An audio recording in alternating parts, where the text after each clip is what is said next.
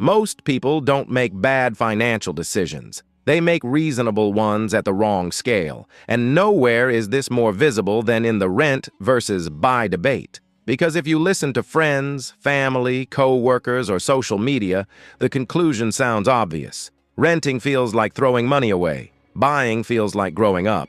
But after spending over 40 hours running numbers, adjusting assumptions, and testing real-world scenarios across the United States and Europe, something uncomfortable becomes clear. For most middle-class earners, the rent versus buy decision isn't really about housing. It's about a small, quiet, monthly difference that compounds into a life-shaping outcome. Once you notice it, you can't unsee it. Imagine someone in their late 20s or early 30s, college-educated, a stable job, nothing flashy.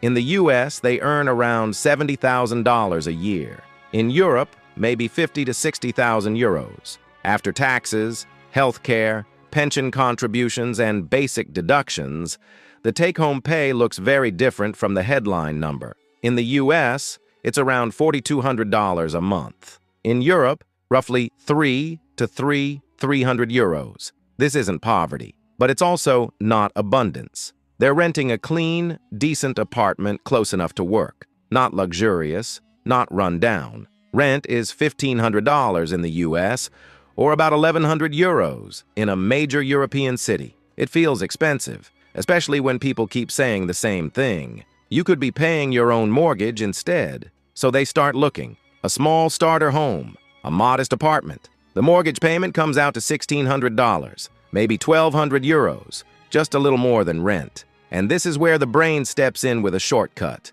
If you're already paying $1,500, what's another 100? But the 100 is never just 100. Mortgage payments are not the full cost of ownership. They're only the entry point. Property taxes, insurance, maintenance, HOA fees, repairs that don't ask permission, a roof that doesn't care about timing, plumbing that ignores your budget. That $1,600 quietly becomes $1,850. That $1,200 becomes $1,450. Still manageable, still reasonable. But life doesn't stop there. Car payments don't disappear. In fact, home ownership often justifies a nicer car. After all, you're settled now. So instead of a paid-off vehicle or public transport, there's a $400+ monthly car payment. Student loans are still there.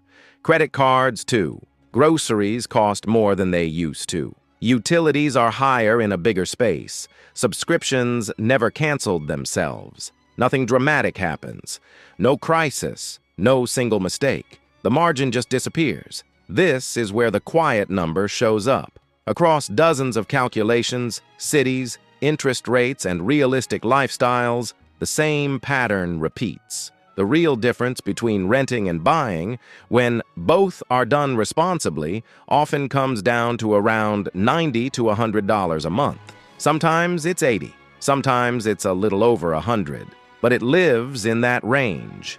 And because it's small, it feels irrelevant. But financially, it isn't small at all, because that monthly difference doesn't just represent money, it represents flexibility. If someone rents and invests that difference instead of absorbing it into ownership costs, the math becomes surprisingly clear. At a conservative long-term return, that small monthly amount grows quietly in the background. Over decades, it turns into 6 figures, not because of brilliance, not because of hustle, just because small amounts, given time, behave very differently than large amounts given pressure. Now compare that to home equity. Yes, equity grows, but it's not cash flow. It's locked, it's illiquid, and it's concentrated in a single asset, in a single location, tied to a single local economy. If the job market changes, if the neighborhood declines, if interest rates rise, the picture shifts quickly. But this decision isn't really driven by math.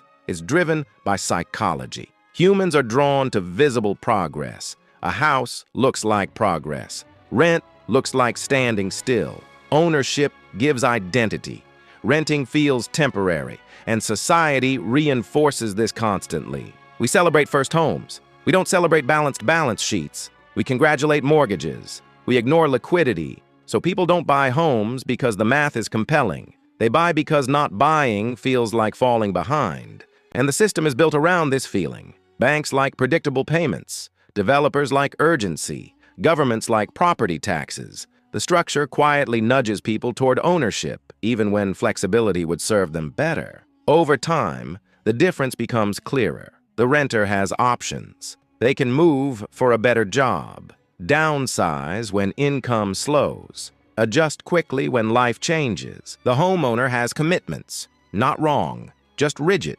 And rigidity is expensive in a world that changes quickly. Most financial stress doesn't come from low income. It comes from fixed costs that don't adapt when life does. This is why two people earning the same salary can feel completely different levels of pressure. One has margin, the other has obligations. Financially intelligent people don't ask whether renting or buying is better. They ask which decision preserves future choices. Sometimes buying makes sense. Sometimes renting is the smarter move. The mistake is treating one as a moral achievement and the other as failure. The real mistake is ignoring small recurring differences because they don't feel dramatic. That quiet monthly amount could be breathing room. It could be resilience. It could be freedom disguised as boredom. If you're renting and feeling behind, you're not. If you're buying and feeling stretched, you're not failing. The goal isn't ownership. It's alignment between income,